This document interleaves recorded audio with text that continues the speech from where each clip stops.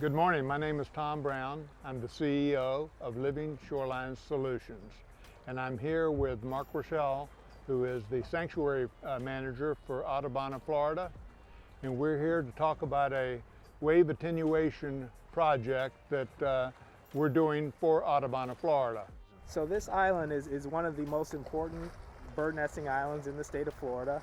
It was identified by Florida Fish and Wildlife Conservation Commission as one of the most important bird nesting islands. That was based on the longevity of the bird nesting island, the diversity of species, and then the total number of birds.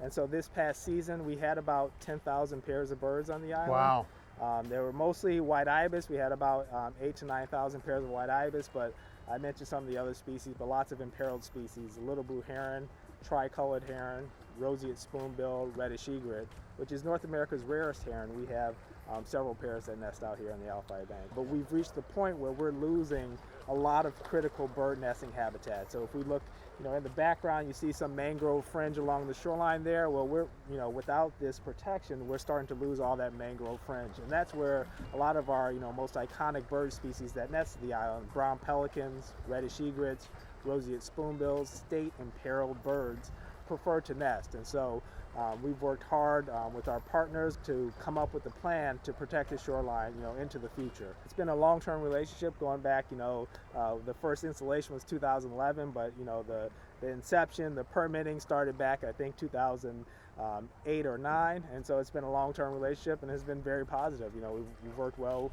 with Living Shoreline Solutions, like I said, from the inception, the breakwater design, the surveying, the permitting, finding the money, which is always the tricky an part. issue. That's right, why we're right. 10 years into it, was finding the money. But no, it's been a very positive relationship. I'm here with Scott Barkowski, who is the president and the founder and inventor of the WADS technology. What we decided to do was design something that would basically attenuate wave energy, allowing the wave to transmit through the structure so you wouldn't end up with dead zones behind the breakwater. And we also wanted to have a productive, durable, and stable habitat that was going to be there for a while, so it would turn into a natural barrier reef, completely covered with barnacles and oysters or corals, as the case may be. As you can see, one of the added benefits, because of the design of the system, we allow that water to flow through the structure on the front side.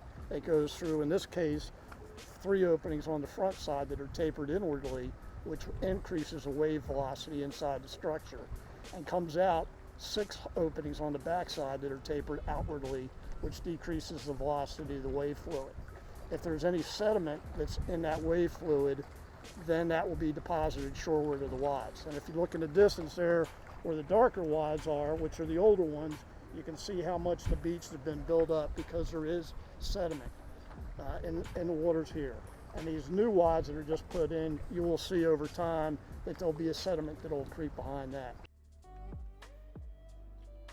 I'm here today with with John Landon of Landon Moray and Associates. John is the engineer for Audubon of Florida. He's been working with us and Audubon for almost 10 years now on this project. That's correct. John, I know you've been over the last 5 or 6 years flying above the project and take your pictures. Why don't you tell the people what you've experienced in flying above the project and looking down? Well, I just think they're good progress shots. I mean, we see the old WADS, the new WADS. I mean, everything's starting to tie together now. So it's just a good bird's eye view, if you will, of what's going on. And the accretion? Definitely seeing some good results.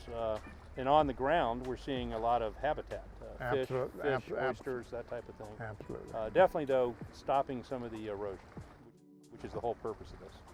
John, thank you for your time today. Thank you. All right, Appreciate man. it. Take care. Thanks.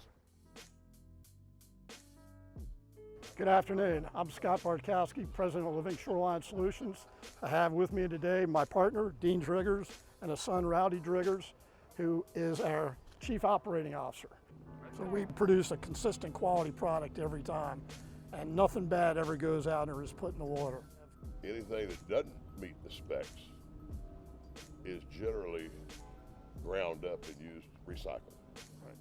Rowdy, you've been working with Cypress Gulf This is your first deployment in a long time. You've been with us from the very beginning on this job. Yes, sir. What's your experience been so far with this job? Oh, it's been great so far. Everything's been going to plan. You know, we couldn't have asked for a better time to do this, a better opportunity. You know, and it's really worked out very well for us. And I think that these guys are going to be very, very happy with our product. What I wanted to show to everyone today is the comparison of a living shoreline wall we call wave attenuation devices.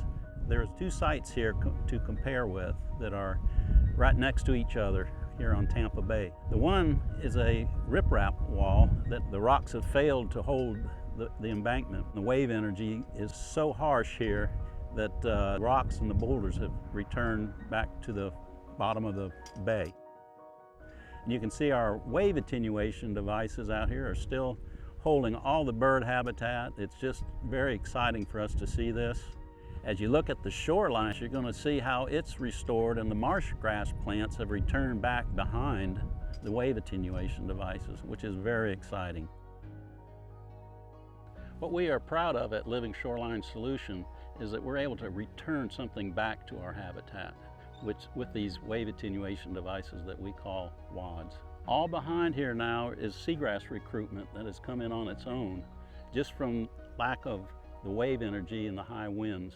So the wave attenuation devices, they let the water through, but don't just refract it like riprap does, when it hits and it usually scours out underneath it.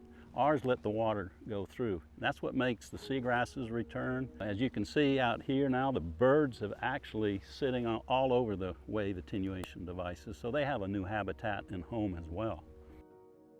We're excited also to see the fish habitat return inside the wave attenuation devices. Mangrove recruitment too is returned. Mangrove trees now are not falling over like they were before the wave attenuation devices. They actually have new growth and new leaves. And that also helps stop erosion.